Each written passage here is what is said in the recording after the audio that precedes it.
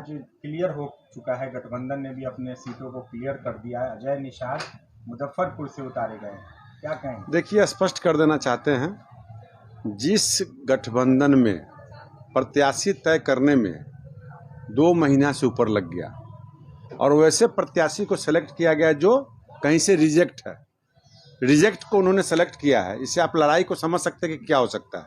और अजय निषाद जी जब इस मैदान में आए हैं तो निश्चित तौर पे मैं अपने प्रत्याशी को कल ही औराई विधानसभा से सम्मेलन में कहा कि लोगों ने कहा कि अजय निषाद जी का टिकट फाइनल हो गया है, तो मैंने कहा कि धन्यवाद है, स्वागत है।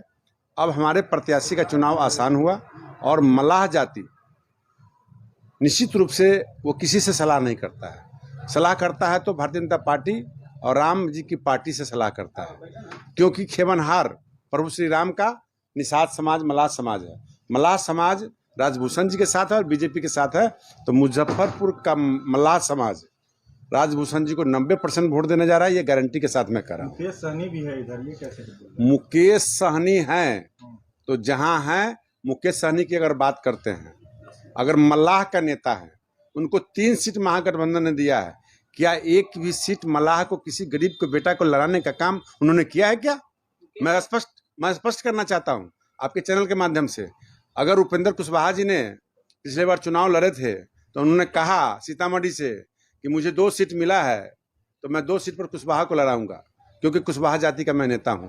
तो वीआईपी में मुकेश सहनी मल्लाह के नेता अगर अपने आप को साबित करते हैं तो क्या 3 सीट में एक भी मल्लाह के किसी गरीब बेटा को उन्होंने टिकट दिया है क्या? सारा टिकट किसको दिया है? धन्ना सेठ को। कैसे दिया, क्यों दिया, किस कारण से दिया, आप समझ सकते हैं। तो इससे आगे मैं नहीं बोलना चाहता हूं।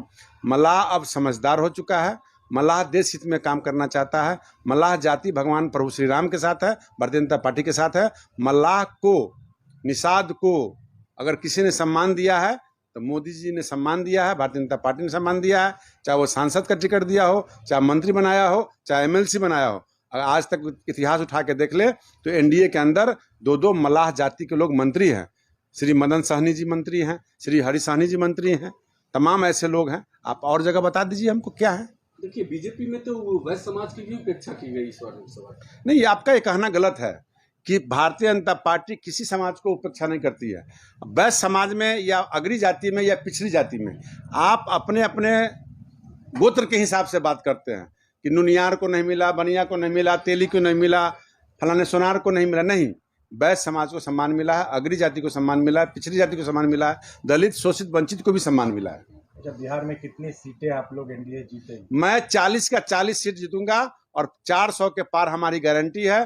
पुनः तीसरी सरकार बहुमत से बनेगी और देश हित में काम करेगी। सरकार जब मोदी जी की आएगी तो आने वाला समय देश हित के 140 करोड़ जनता, चाहे वो मुसलमान हो, चाहे सिख हो, चाहे ईसाई हो, उसके ऊपर काम होगा। और तमाम जो राहुल गांधी है जो बयान देते हैं कि सबका संपत्ति समान बंटवारा होगा, वैसे लोगों के लिए मैं कहना चाहता हूं कि कमाए धोती वाला खाए लंगोटी वाला, जो 2 बच्चे के गार्जियन है वो कमाएंगे और 15 बच्चे वालों को बंटवारा करके देंगे। ये कतई बिहार की जनता और भारतीय जनता नहीं कबूल करने वाली है।